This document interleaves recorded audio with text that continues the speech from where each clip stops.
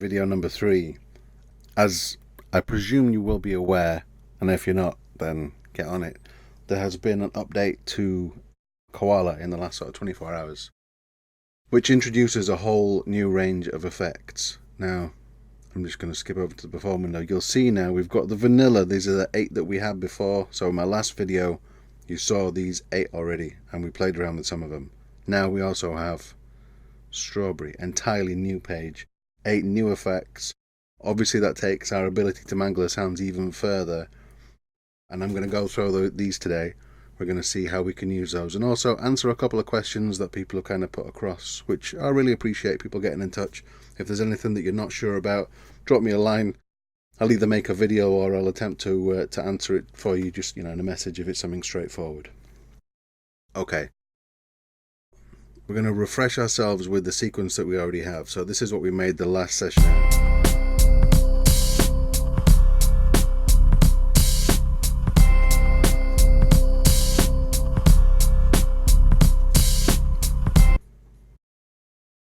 So let's have a look at some of these new effects then. Now, on this pad here,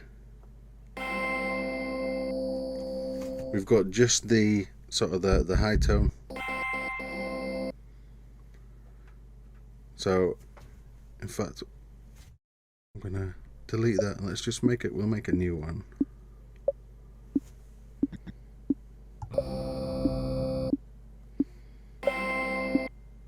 Right. Let's count that.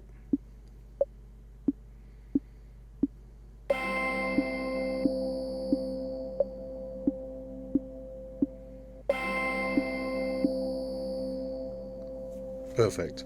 So we're going to have a little play around with this tone using some of these new effects. So let's just have a listen. We'll put hold on first so we can hear what they're offering.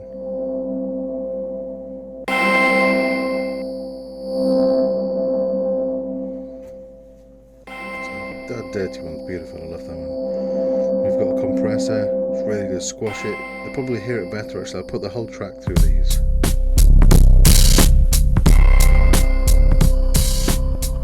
Dirty gets pretty monstrous really quick, which is lovely.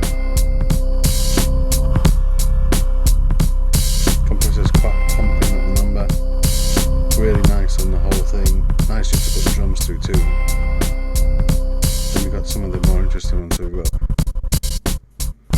cutter, which is kind of more of a performance effect perhaps. Love the kind of subtlety of reverse. I'll get to the delays in just a second. We've got flange going up the top of the vibro flange, coming down the bottom. It's a really nice, wobbly sort of LFO feel. If you want to go something more subtle, this is something that I'm going to use today. It's got a real broken tape kind of feel to it, and the talk box is beautiful.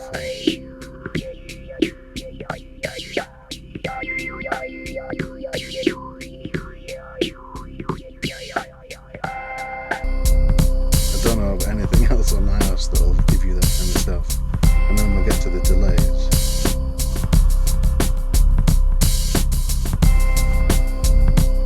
So the tempo delay, which is nice, but my favourite one is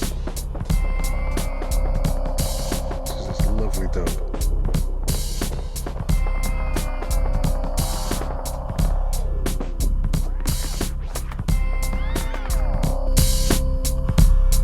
Okay. So we've got those. Now, one of the questions that I was asked is it not possible to capture the performance of it? Well, like a lot of these things, I tend to work on a little workaround method. So I have quite a few sort of old iOS devices kicking around. And one of the devices I use most often is an iPhone 6. Now, I'll put up images or I'll put links to the things that I use. I've got these Focusrite iTrack Pocket the little audio interface that plugs in the back, and then within here I've got one actually connected to each device. So this is on the iPad. If you come in here, have a look at settings and in audio, on the left channel of this little Focusrite iTrack Pocket, that is a line in. So what I'm doing is basically I'm sending, this is the setup that I've got on the iPhone. The audio from the iPad is going into the iTrack Pocket and the same thing. So what I can do is on these pads, I can sample something in to the iPhone from the iPad. So if I'm going to do, let's say if I wanted to do this sequence here. So we've just got this note that we hit. We'll have a look at some of these performance effects.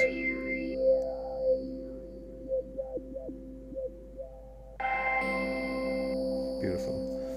Okay, so then I'm going to open up on the iPhone. I'm doing the same thing at the same time. And coming into the iPhone at present, I have another instance of Koala running. So I'm going to hold down a pad and record there. I'll show you this process in reverse as well, so that then you can see what I'm doing into the iPad when I sample it back in. You'll see what I mean.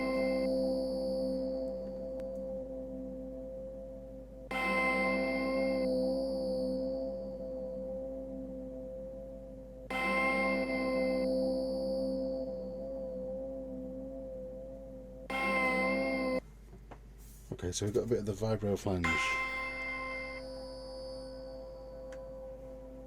Now, I'll play that back in now. So what I'm going to do is go to the same thing. I'm going to go to the pad. So we'll go into a new pad here. I'm just going to connect the output of the iPhone back in here. I'm going to hold down the pad to sample.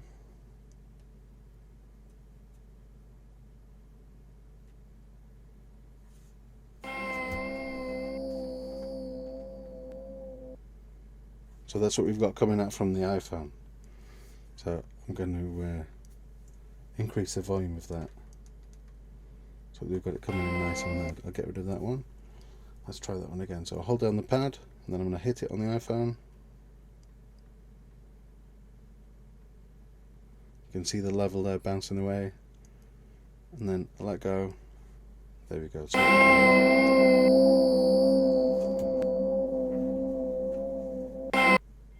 nice. So I can edit this again now. Like I showed you before, we're just going to cut that out. So we've got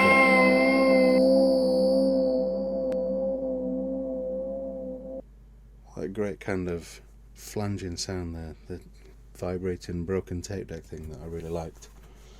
Okay, so let's try another one. Let's go on to the sequence. We've got another performance effect. Another one that I really like is the talk box.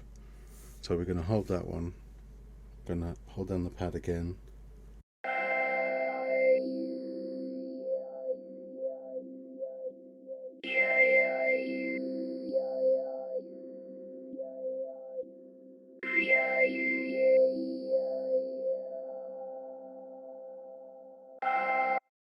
Excellent. It kind of reminds me of, I don't know if you know the John Wayne track from Bowser, a track called Andrew. He's got that sort of talkbox feel to that, which is such a superb track. This allows you to do a similar sort of thing. So again, I'm going to come back onto the samples. I'm going to hit a new pad. And then I'm sampling that back in from the iPhone.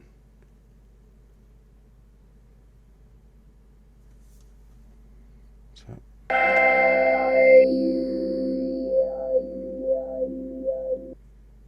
again, I can choose which bit that I like to that, so I quite like this first hit there.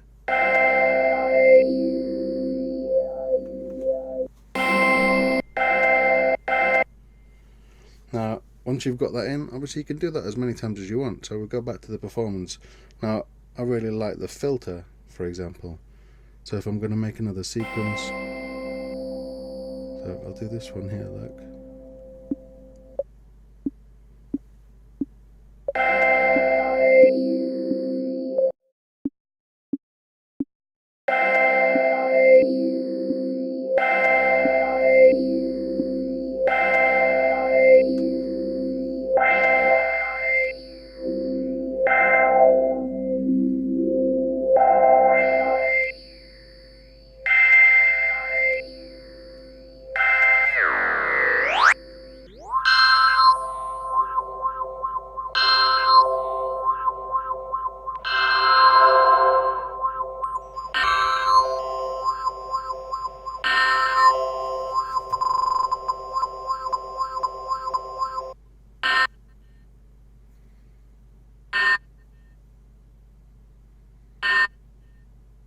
See, if you'll notice, they're all still held on.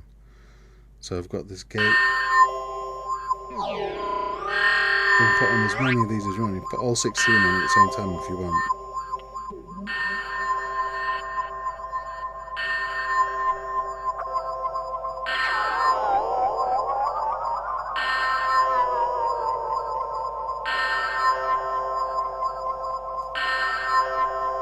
Now, as again we did in the last video, you can just resample that loop.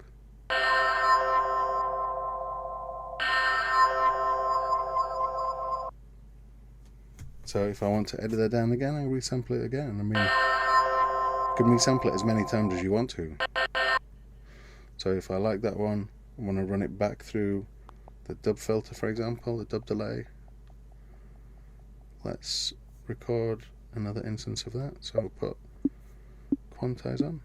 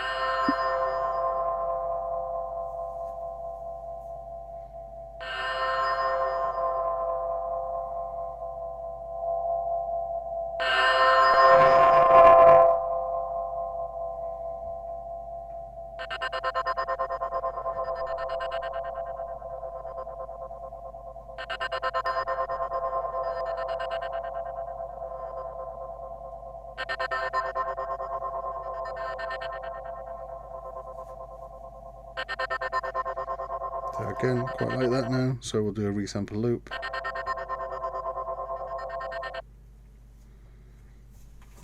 And again, now that we've used these, they were just for the purpose of getting those sounds out so we can get rid of those again. Make a copy of that loop just in case I mess it up. So, might just drop that in right at the beginning.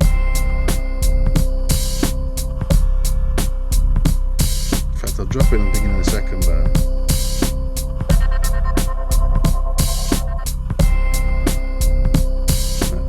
Didn't move it on for long enough, that's alright. Just go in here, then edit that and make it a one shot. So now it continues to the end of the bar the way that I wanted it to.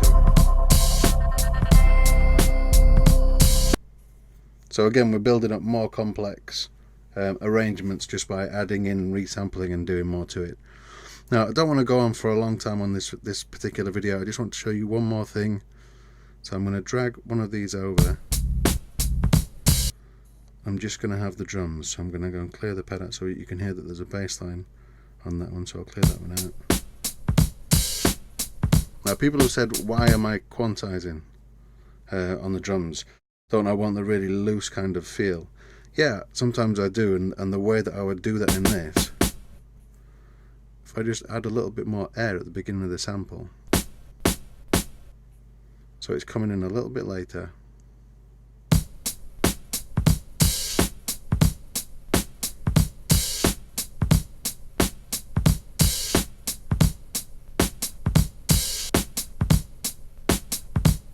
So you can mess about with the timing as much as you want. Just a really simple way so that you've still got that locked in, but you can do it afterwards and do it with the hi-hats too. Gives it a loose feel if that's what you're after. Obviously, within the sequence, you've got the swing. I like to mess about with that quite a bit. But doing it this way, adding in the air, just gives you the opportunity to change the timing of it as well. And that's particularly why I like having the whole loop rather than just sampling each individual hit and assigning those to a different pad. You can do that if you want to, obviously that's entirely up to you. But this is why I like to do it this particular way. Okay, I'm not going to go on for a long time today. I just literally wanted to show you some of these new effects, get a video up there so that you can kind of have a look at how you can perhaps resample things. You know, if you're thinking, well, I want to record the performance, but I'm not able to do that within the app. Just connect something else. I mean, I used an iPhone for this. You could use a tape, you could record it to your computer, your whatever, your phone, whatever it is that you've got. If you're recording it, you just need to be able to record something and then play it back in, and obviously, as we did, sample it on the pad. Now, what I also do, as a quick aside, and I'll do a video on this more, but using the iTrack Pocket, I also record in from apps. So I'll create, because I can't sample inter-app audio within Koala, I'll play an app on the iPhone. Let's say I'll use some Moog keys. I'll play a chord or a few notes or something on Animoog, for example, record those onto the pad exactly the same way as I've been doing here, and then I've got that in there. No, I haven't got inter-app audio sampling, but that means that I can get those samples from all of the other instruments that I've got on iOS into Koala. So again, that's another way you can just extend the kind of functionality that you've got within Koala even further than it already is. Okay, I hope you appreciated that. I hope you got something else out of that, something a little bit different. Just crack on and get making some amazing things, especially with these incredible new effects that you've got access to. Thanks a lot for watching.